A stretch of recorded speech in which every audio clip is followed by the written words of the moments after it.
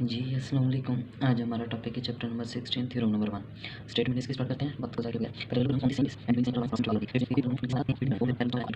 Parallelograms area में आपस में क्या होंगे, इक्वल होंगे।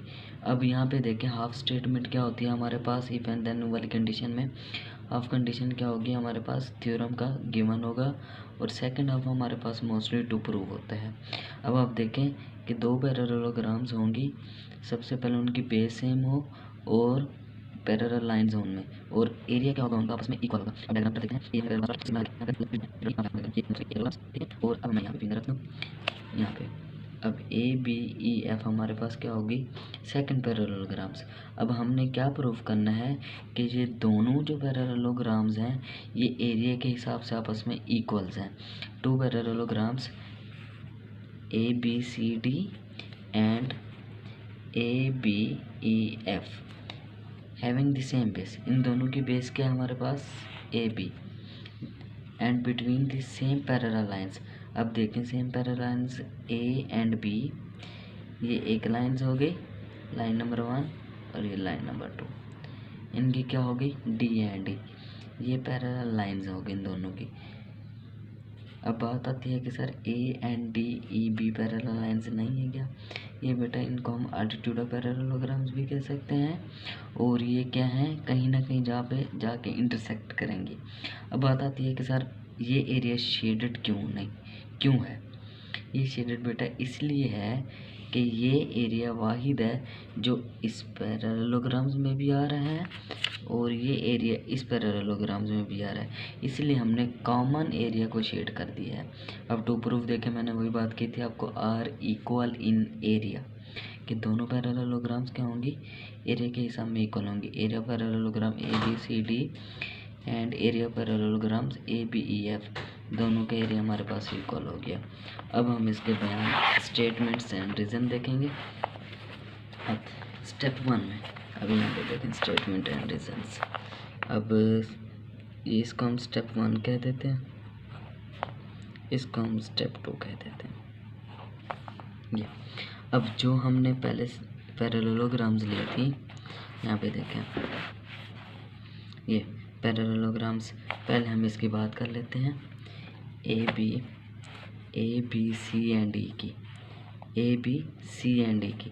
अब देखें A B C and D में कौन कौन सी चीज़ यूज़ की जा रही है, नंबर 1 पे ये डायग्राम और नंबर 2 पे ये। अब नंबर 1 की जो है वो कौन सी है, A B E and D, ये जो डायग्राम है इसे हम कहते हैं क्वाड्रिलेटरल। क्वाड्रिलेटर क्या होता है बेटा, कि ऐसी क्लोज्ड फिगर जिसके 4 साइड्स हो और 4 वर्टिसेस हो, उस क्लोज्ड फिगर को हम कहते हैं ये क्वाड्रिलेटरल है। अब यहाँ पे देखें ए बी ई डी, ये एक क्वाड्रिलेटर हो गई। अब दूसरी कौन सी फिगर है हमारे पास, B C and E, B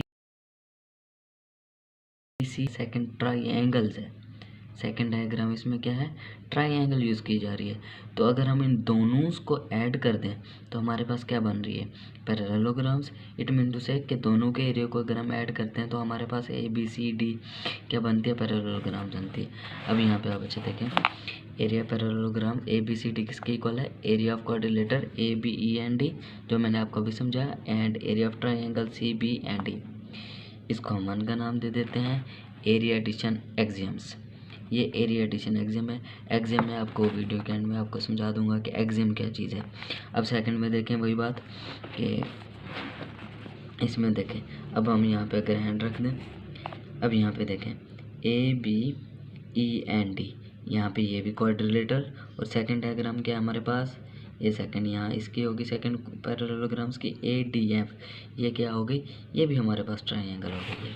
अब यहाँ पे देखें second point, area of quadrilateral A B E and D plus area of A D F, इसको हम दे देते हैं, ये भी एरिया एडिशन एग्जाम से हो गया।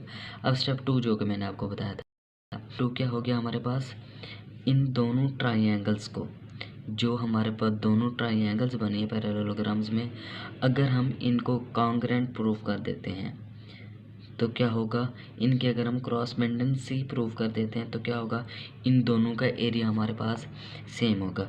अब क्रॉस पेंडेंसी के हम कैसे वो करते हैं, हमारे पास पोस्टुलेट थे, side side postulate, side angle postulate, कि किसी भी दो ट्राइंगल्स की अगर दो साइड्स आपस में कॉन्ग्रेंट हैं और उनके एंगल, इंटरनल एंगल भी कॉन्ग्रेंट है, तो क्या होगा, दोनों ट्राइंगल्स हमारे पास कॉन्ग्रेंट साबित होंगी। अब यहाँ पे आप देखें इस ट्राइंगल की सी बी किसके इक्वल होगा, डी एंड ए के। सी बी किसके इक्वल होगा, डी एंड ए के। क्यों, हमारे पास देखें ये पैरेललोग्राम्स है A B C and D.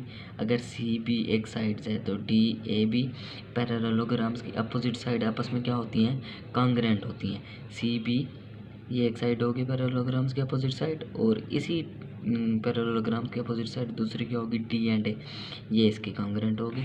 अब यहाँ पे देखें C B and D A opposite side of parallelogram.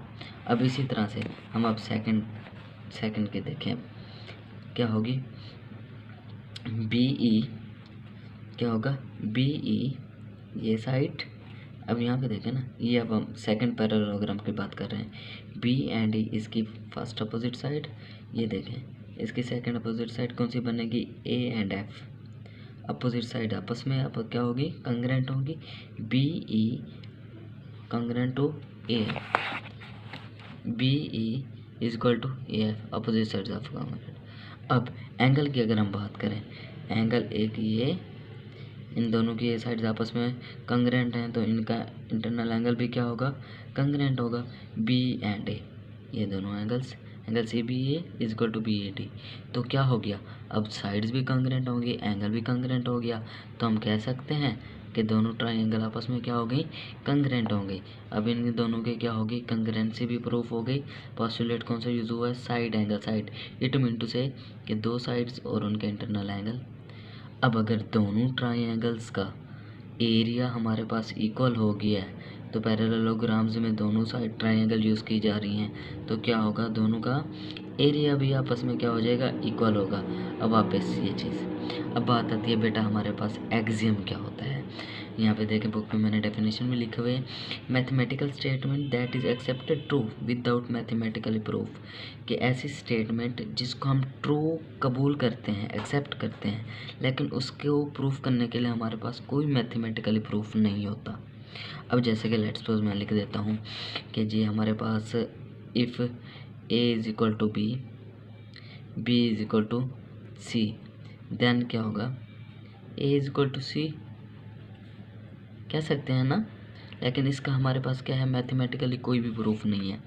दूसरी example, area square of the ए, कोई भी स्क्वायर है उसका एरिया ए है, एंड कोई भी स्क्वायर है उसका एरिया है B, and B is equal to C, then A is equal to C. ये हम कह सकते हैं, ये हमारे पास एक एक्सियम्स है, लेकिन क्या है, इसका हमारे पास मैथमेटिकली भी प्रूफ नहीं होता। ये होगी। अब बात आती है कि सर इसको हम याद कैसे करेंगे। अब देखें हमारे पास ट्राइंगल कौन कौन सी है, C B and D A F. अब यहाँ पे देखें पहला पॉइंट, इधर से सी बी उठाएं, इधर से डी ए उठा लें, सी बी डी ए, फिर B E and D A F, B A and. अब सेंटर में कौन सा एंगल है, इधर से बी है, तो किसके इक्वल होगा, ए के। एंगल बी इसको हम यूँ भी लिख सकते हैं, angle B is equal to M angle A, ये पॉइंट भी लिखा जा सकता है। उम्मीद करता हूँ कि समझ आ गई होगी। शुक्रिया जी, जज़ाकल्लाह।